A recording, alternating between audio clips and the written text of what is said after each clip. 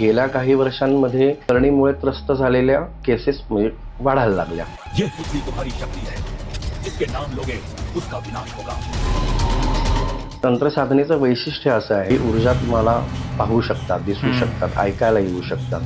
आपल्या महाराष्ट्रात आणि जास्ती करून बाहेर उच्चाटन ही क्रिया जास्त करून सापडते की म्हणजे उच्चाटन म्हणजे काय, एखाद्याची परिस्थिती जी चांगली आहे ती बिघडवून टाकणे, की एखाद्याचा शत्रुनाश करायचा या हेतूने की हा व्यक्ती आम्हाला नको आहे, जिवंत त्रासदायक ठरतोय, त्याच्या वापरातल्या एखाद्या वस्तूचा उपयोग करावा लागतो. म्हणजे मग केस कुठून तरी आणतील, कंगव्यातले पीस घेतील, कापडामधला एखादा पार्ट घेतील किंवा अगदी पायाखालच्या चपलेच्या धूळ सुद्धा वापरली जाऊ शकते. बापरे.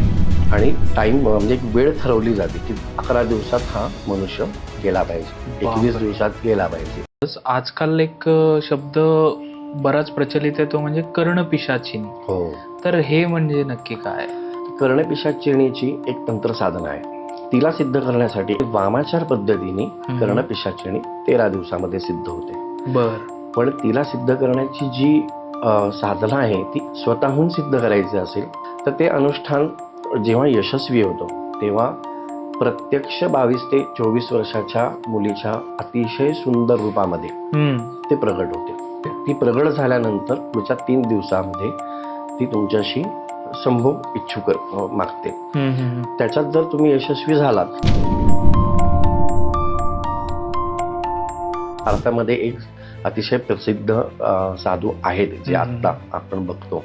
मी तुम्हाला तेच विचारणार होतो, ते जे तुम्ही साधू म्हणता त्यांच्याकडे खरंच त्या महिलेने आम्हाला कॉन्टॅक्ट केला आणि त्यांनी असा विषय सांगितला, बेडरूम मध्ये आत कोणी नसताना सुद्धा प्रॉपर असा टकटक आवाज आहे. त्यांना असं वाटलं की काहीतरी ऊर्जा आहेच आहे, मग आपण काहीतरी रचना चेंज करून बघूया बेडरूम मधली. मग इथला बेड तिकडे हलवून बघू, इथलं कपाट तिकडे हलवून.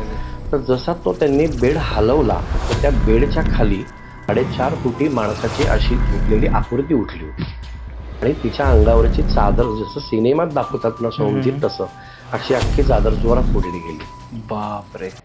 तांत्रिक गोष्टीमध्ये बऱ्याच वेळा दत्तगुरूंचा उल्लेख येतो. तर तांत्रिक गोष्टींचं आणि दत्तगुरूंचं काय कनेक्शन? प्रत्येकाला हा प्रश्न पडतो की बरं, मग आम्ही याच्यातून वाचायचं कसं?